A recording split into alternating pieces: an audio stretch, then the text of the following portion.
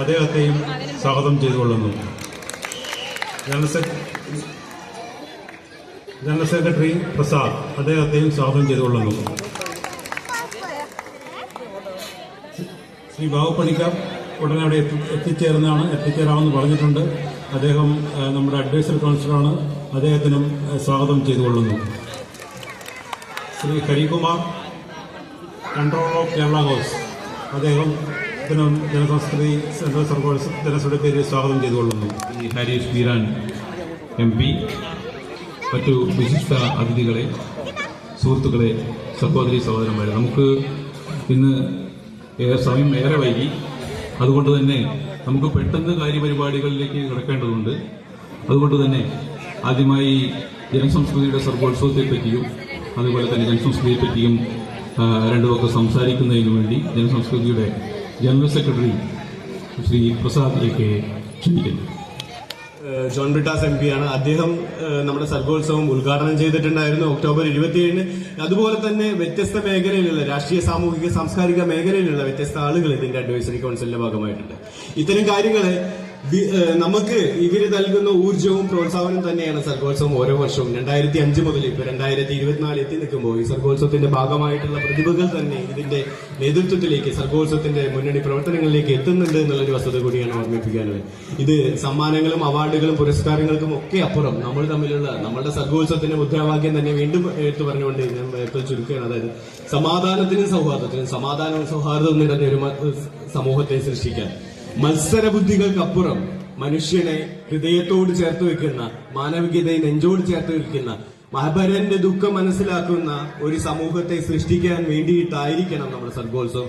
ഓരോ സർഗോത്സവ വേദികളിലും അവിടെയുള്ള ചിലങ്കകളുടെ നാദങ്ങളാണെങ്കിലും, സർഗവാസനകളുടെ കാവ്യമാധുരിയാണെങ്കിലും, ചിത്രരചനയുടെ ചിത്രങ്ങളാണെങ്കിലും, അതിനപ്പുറത്തേക്കുള്ള രചനോത്സവത്തിന്റെ കഥകളാണെങ്കിലും കവിതകളാണെങ്കിലും മനുഷ്യനെ നെഞ്ചോട് ചേർത്ത് പിടിക്കുന്ന തരത്തിലുള്ളതായിരിക്കണം. അത്തരത്തിൽ തന്നെ മുന്നോട്ട് പോകണം.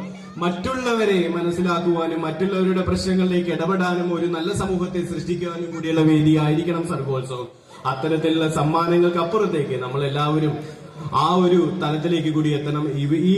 ഇവിടെ കിട്ടുന്ന അവാർഡുകൾ എന്നുള്ളത് ഒരുപക്ഷെ പ്രവർത്തനത്തിന്റെ ഫലമായി തന്നെയാണ് നമുക്ക് ഈ സർഗോത്സവം വലിയ വിജയകരമായിട്ട് നടത്താൻ വേണ്ടി കഴിഞ്ഞിട്ടുള്ളത്. ഞാൻ കൂടുതൽ ദീർഘമായിട്ട് സംസാരിക്കുന്നില്ല. നമുക്ക് സമയം ഏറെ ഒരു വാക്കുകൾ കേൾക്കാൻ വേണ്ടി നിങ്ങളെല്ലാവരും നേരിട്ട് കേൾക്കാൻ വേണ്ടി കാത്തിരിക്കുന്ന ആളുകളാണ് എന്ന് എനിക്കറിയാം. തീർച്ചയായും ശ്രീ GS പ്രദീപിനെ ഒരു മൊമെന്റോ നൽകിക്കൊണ്ട് ആദ്യമായിട്ട് ആദരിക്കുന്നതിന് വേണ്ടി ശ്രീ വിനോദ് കമൽ, ജനസംഘയുടെ പ്രസിഡന്റ് വിനോദ് കമലത്തിനെ ക്ഷണിക്കുന്നു. വിനോദ്.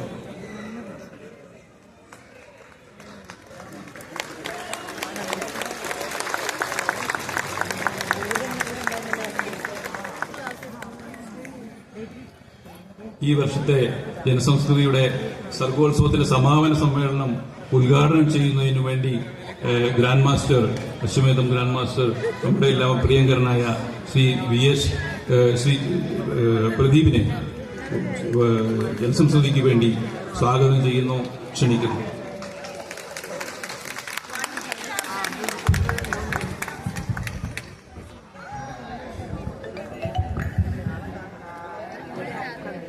കവിതയും നൃത്തവും വാക്കും ചിത്രരചനയും എല്ലാം കൊത്തുപണികൾ വരച്ചു ചേർത്ത ഒരു സമാപിത രാത്രിയുടെ അധ്യക്ഷൻ കൂടിയായ ശ്രീ ശങ്കരനാരായണൻ, രാജ്യസഭാംഗവും പ്രിയ സുഹൃത്തുമായ ശ്രീ ഹാരിസ് ബീരാൻ MP,